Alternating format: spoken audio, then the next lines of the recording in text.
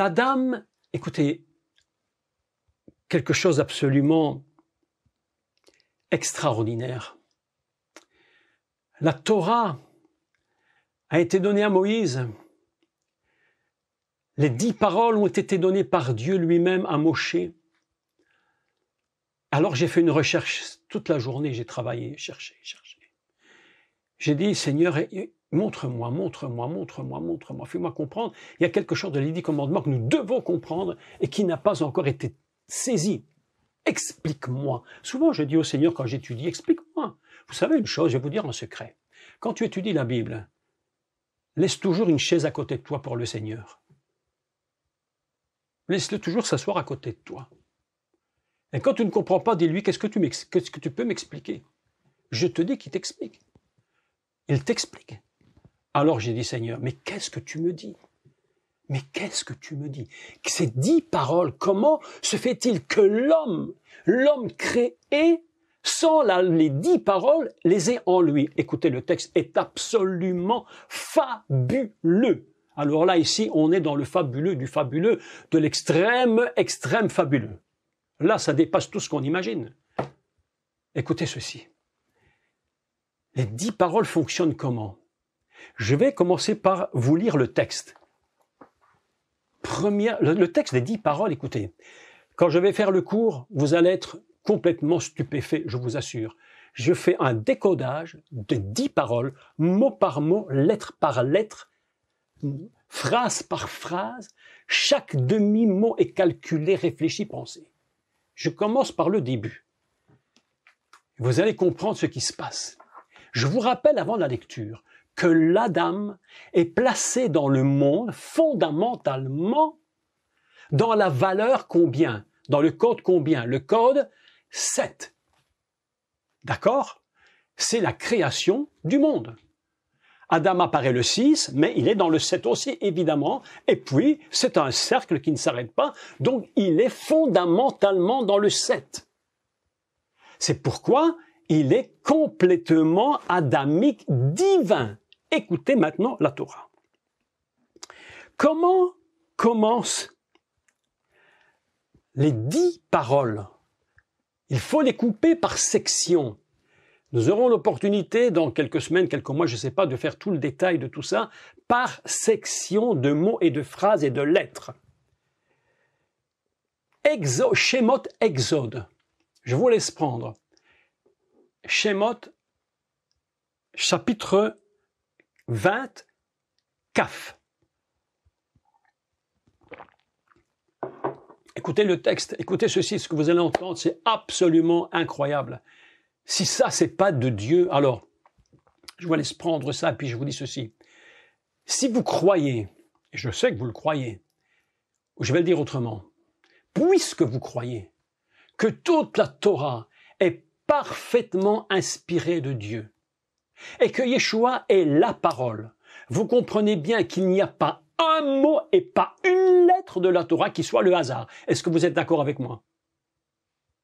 Donc, s'il n'y a pas un mot, une lettre, un trait de lettre qui est le hasard, il nous faut donc calculer les mots et les lettres pour comprendre le secret.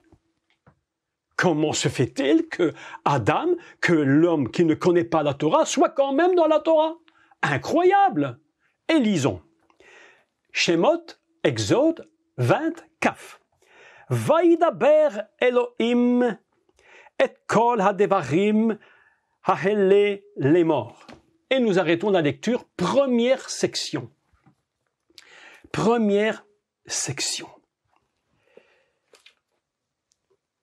Il a dit, Dieu, toutes ces paroles-ci, en leur disant. Je me suis dit, Seigneur, cette première phrase est très intéressante. Je la relis en français, dans le 20. Alors Dieu prononça toutes ces paroles en disant, Vaidaber Elohim et kol hadevarim hahele lemor. Combien y a-t-il de mots?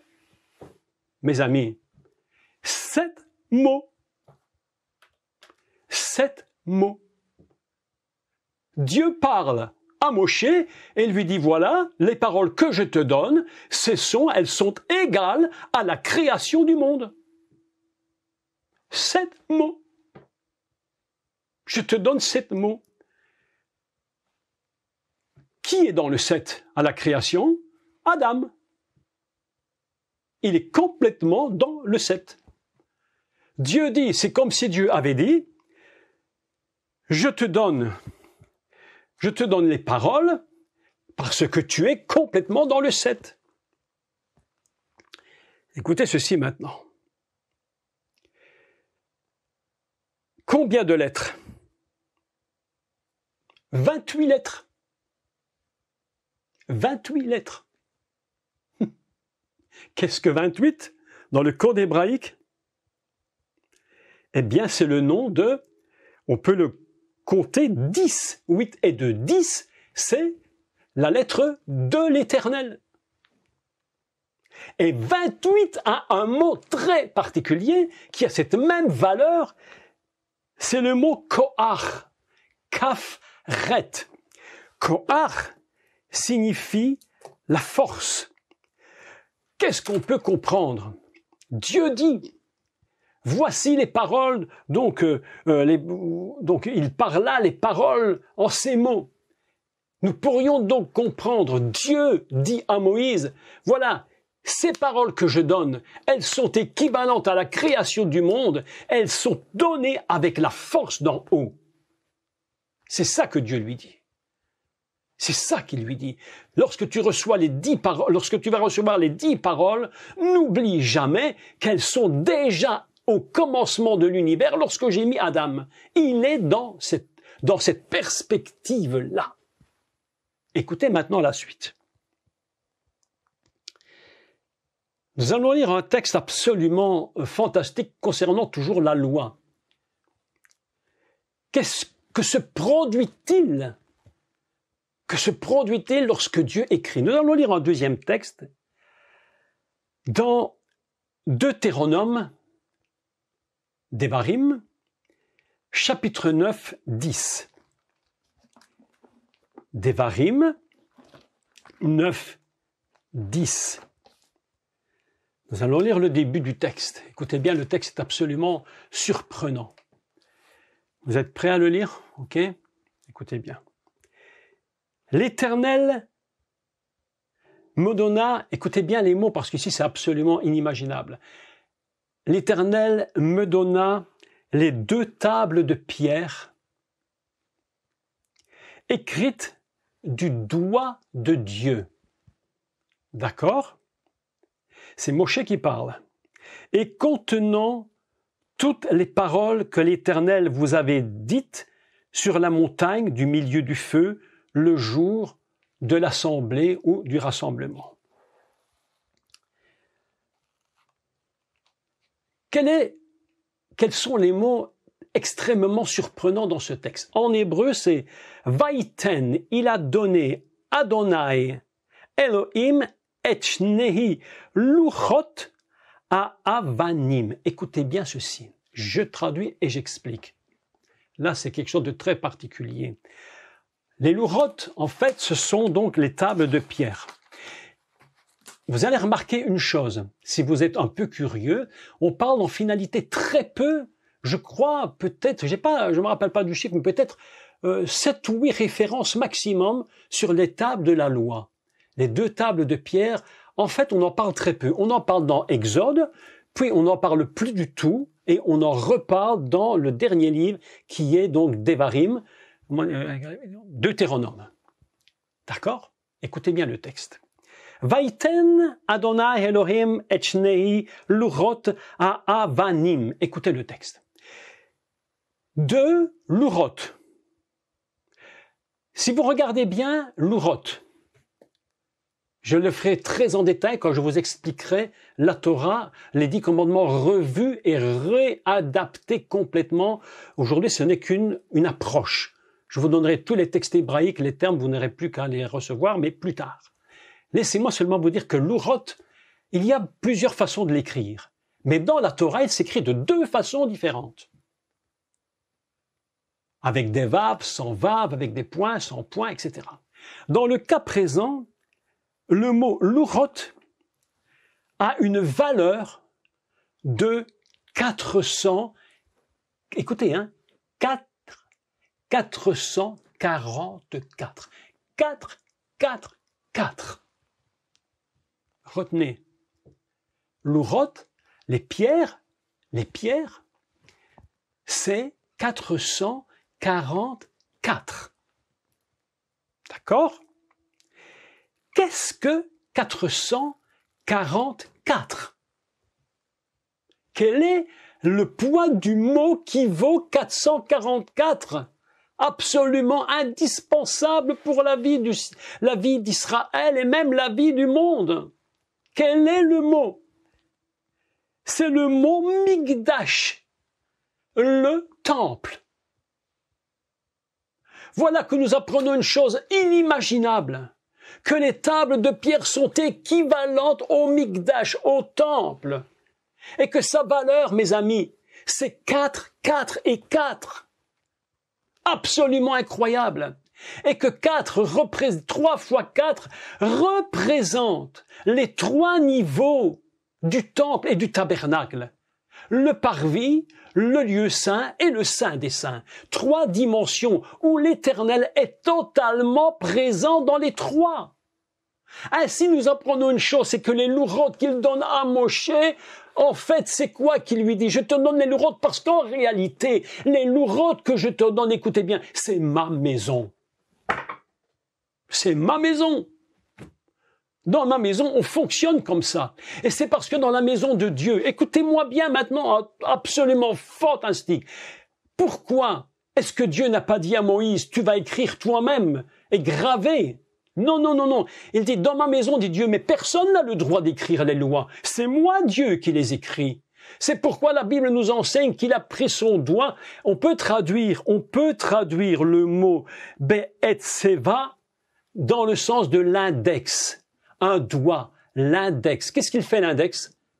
Il montre le chemin. Le doigt de Dieu est gravé parce que c'est l'index de Dieu qui te montre le chemin. Mais c'est pas tout. Ce n'est pas tout. Écoutez la suite, elle est absolument, mais absolument fabuleuse.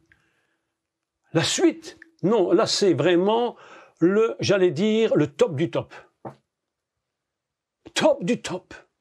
Shnei louroth ahavanim. Qu'est-ce que c'est que ahavanim? C'est ainsi qu'on va traduire dans le texte français les 2 tables de pierre. D'accord? Mais vous savez ce qu'est ahavanim? Écoutez-moi bien. Alors là, je vous donnerai un cours dans quelque temps sur ahavanim. Parce que dans ahavanim, tu entends even, la pierre. Mais ahavanim, c'est au pluriel. Écoutez.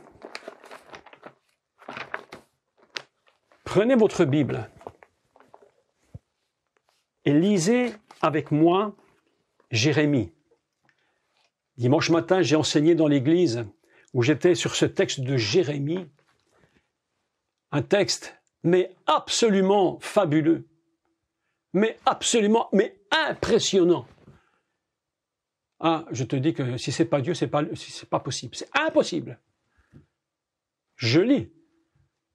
Jérémie chapitre 18. Écoutez bien. Écoutez bien ce que vous allez entendre maintenant, c'est absolument extraordinaire. Absolument fabuleux. La parole, écoutez bien le mot, écoutez l'introduction, elle est en tout point identique à ce que l'on dit à Moïse. Voici les paroles que l'Éternel t'a dit en ces mots.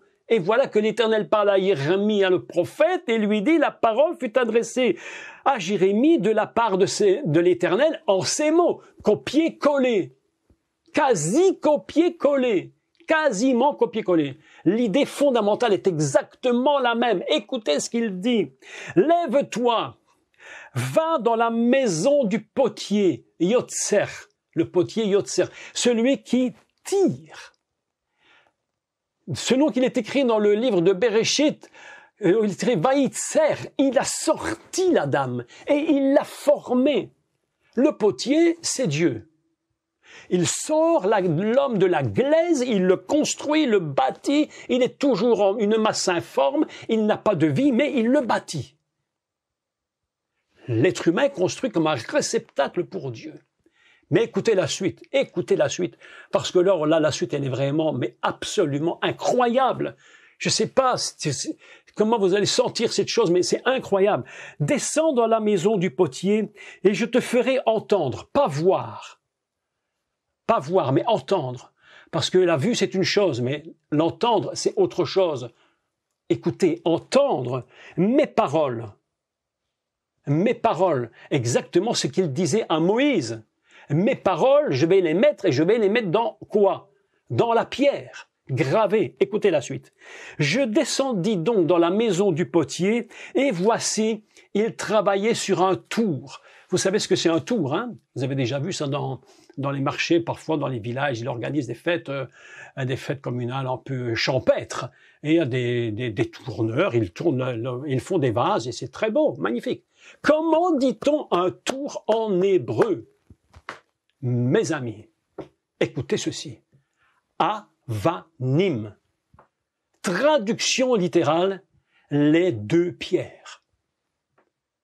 Les deux pierres. Exactement le même mot, l'urot habanim. Shnei l'urot habanim, ce sont les deux pierres. Mais on précise dans le cas présent l'urot.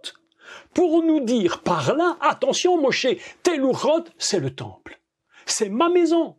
De quel droit quelqu'un viendrait avec son doigt dans ma maison écrire la loi? Personne n'a le droit. Seul Dieu a le droit.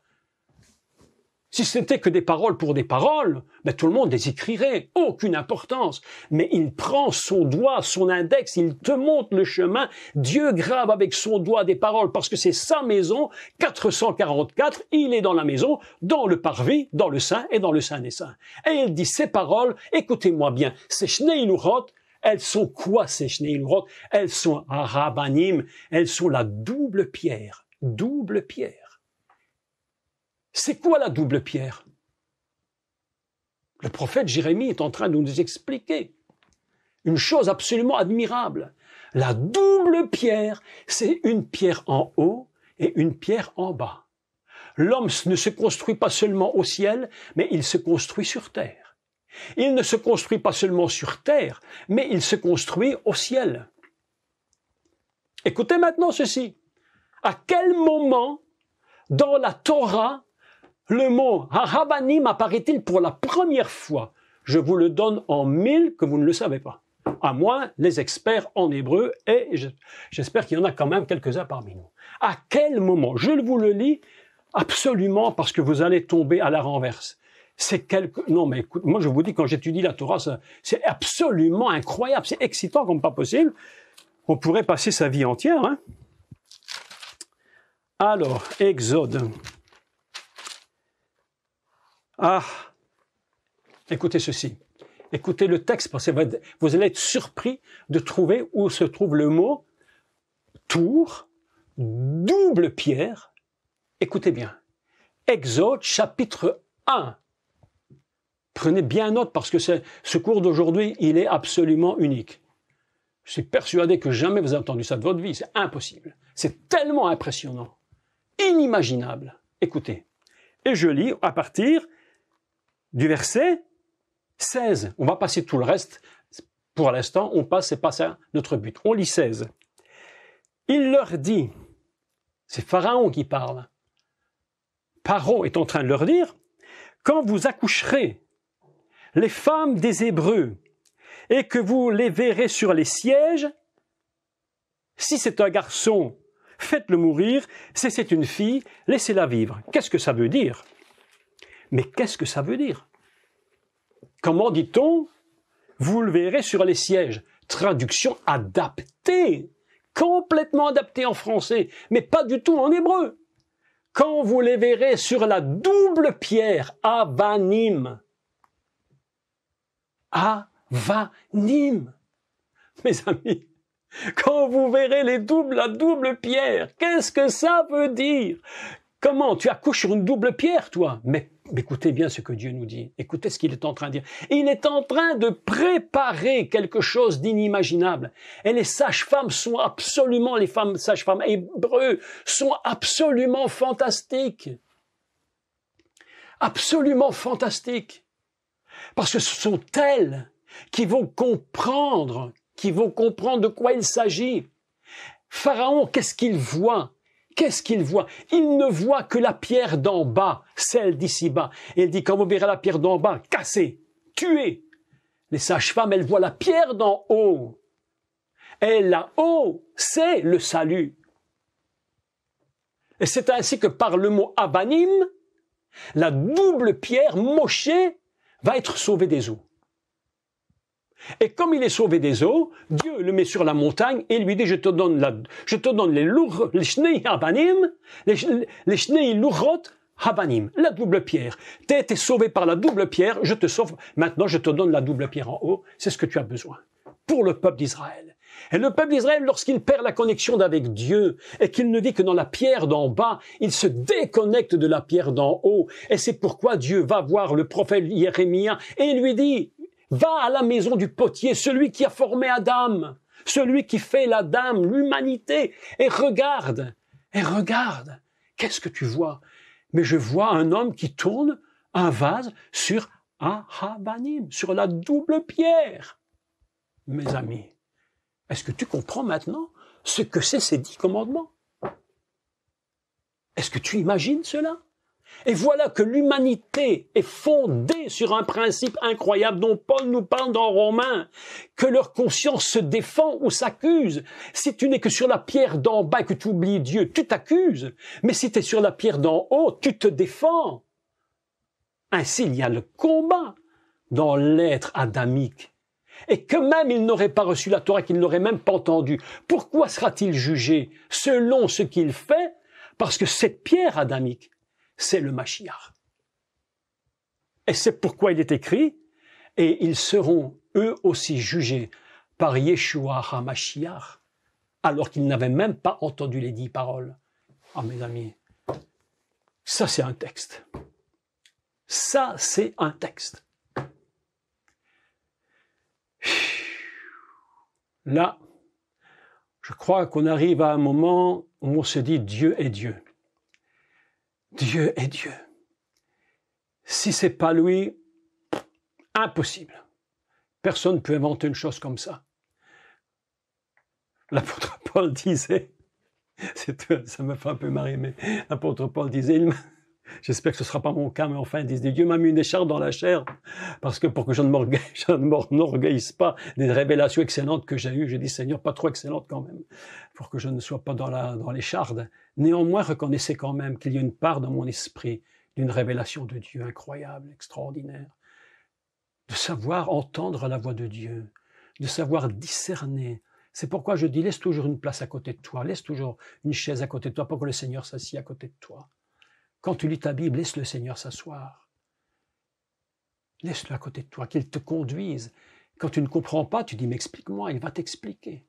Il va te dire, alors ton esprit voyage. Et il te fait comprendre ce que beaucoup ne pourront jamais comprendre. Mes amis, Vaïten, Adonai, Elohim, écoutez maintenant, vous allez être complètement sidérés. Et shnei lurot avanim. Le et, alpha et oméga, aleph, tav, la totalité concentrée de l'alphabet hébraïque, se connecte littéralement avec les 2 tables. Miraculeux. De plus, mais j'aurai l'occasion de reprendre tout ça en détail, commandement par commandement, mot par mot, lettre par lettre, nom par nom, incroyable. Mais un texte absolument fantastique, c'est ce texte où il est dit que les tables étaient inscrites, comment on dit ça? Comment il dit ça encore en français? En français, les mots m'échappent un peu parfois, mais sur les 2 tables de pierre. Il avait écrit sur les 2 tables de pierre. Mais le texte hébreu ne dit pas ça, il ne dit pas ça. Ça, c'est encore une traduction. Il dit qu'il a écrit sur les deux côtés. Il a écrit sur les deux côtés. Et je me suis dit, mais c'est étrange. Nous autres, on a l'impression que quand tu prends les deux tables, elles sont comme ça, une à droite, une à gauche, il écrit là et là. Mais le texte nous dit il écrit là et là, mais probablement aussi là et là. J'ai dit, voyons un peu ce que pense Rachi. Je ne sais pas s'il faisait un commentaire, oui ou non. Donc j'ai cherché dans les commentaires de Rachi. Et qu'est-ce que je trouve? Rachi dit c'est un miracle. Quand tu retournes les choses, les tables, les lettres d'un côté apparaissent de l'autre. Incroyable! J'ai dit Seigneur, mon Dieu, là tu es en train de nous faire une révélation inimaginable. Aucune excuse. Tu peux retourner la parole de Dieu dans tous les sens, tu ne pourras jamais te défaire des 10 paroles que Dieu a dites. C'est impossible. Elles sont gravées par Dieu lui-même parce que c'est sa maison, c'est son temple, où que tu ailles, dans le parvis, dans le saint ou dans le saint des saints, ça ne change rien du tout. La parole est gravée à l'intérieur et à l'extérieur. Tu retournes les tables et toujours la parole est devant tes yeux, quoi que tu fasses.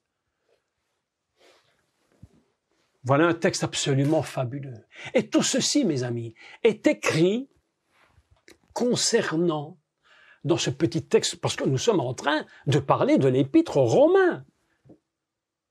Je ne vous parle pas d'autre chose ce soir, je vous parle de l'épître aux Romains, vous disant, mais qu'en est-il de tous ces gens qui ne connaissent pas la Torah et la loi et Dieu, tel que nous pouvons le connaître, ou le peuple d'Israël?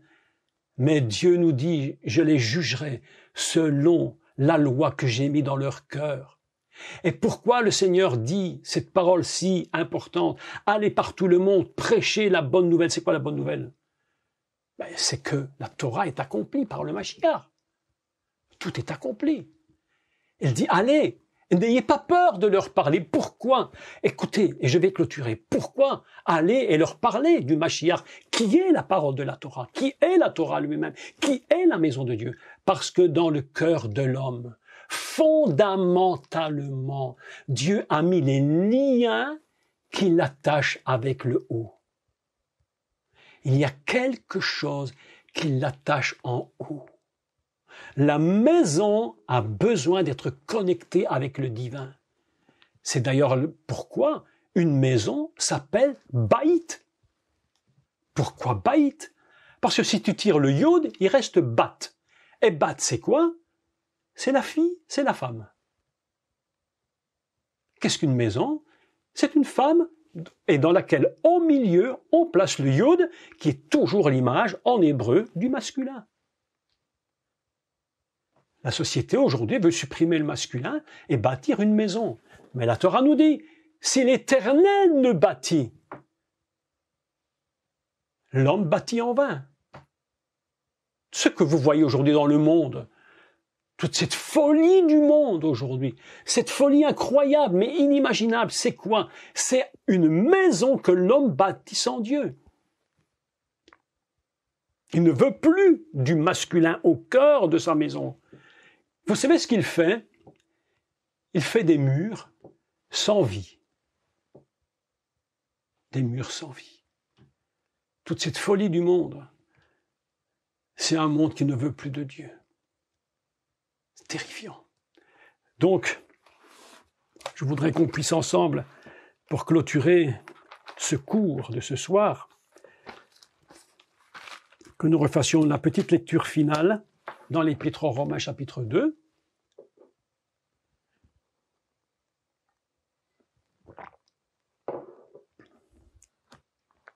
Verset 14. Quand les non-juifs, les nations, les goïms, les nations, qui n'ont point la loi, font par nature, c'est important, hein, par nature, ce que prescrit la loi, ils sont, eux, qui n'ont point la loi, une loi pour eux-mêmes. Ils montrent que l'œuvre, parce que c'est une œuvre, la loi est une œuvre divine, que l'œuvre de la loi est écrite dans leur cœur. C'est impressionnant comme texte, hein? leur conscience en rendant témoignage et leurs pensées s'accusant ou se défendant tour à tour. C'est ce qui paraîtra au jour où, selon mon évangile, Dieu jugera par Yeshua HaMashiach. C'est personne d'autre qui va les juger. Parfois les gens me disent, mais qu'est-ce qu'on peut juger, mais c'est lui qui va les juger. Parce que c'est le seul qui peut juger l'humain qu'il a lui-même construit. Par Yeshua HaMashiach, les actions secrètes des hommes. Mes amis, voilà ce soir ce que je voulais vous enseigner. Un texte qui m'avait tellement parlé, je me suis dit, mais que deviennent tous ces gens qui ne connaissent pas le Seigneur? Eh bien, en réalité, Dieu a pour eux un plan. Nous serons surpris de voir là-haut qui sera là et qui n'y sera pas. Nous aurons des grandes surprises. Et c'est Dieu seul. Quand on me demande, oui, mais est-ce que, un jour quelqu'un me dit, mais est-ce qu'il sera au ciel? Je dis, mais que tu veux que je te dise? Dieu juge. Dieu juge, évidemment, que si quelqu'un vit dans le péché jusqu'au cou, qu'il meurt dans le péché, évidemment. Si tu me poses la question, je te dirais non, il n'ira pas près du Seigneur, évidemment pas. Mais pour tout le reste, Dieu seul jugera selon la pureté, la sainteté et la présence messianique qui est dans l'homme par la loi naturellement. Amen.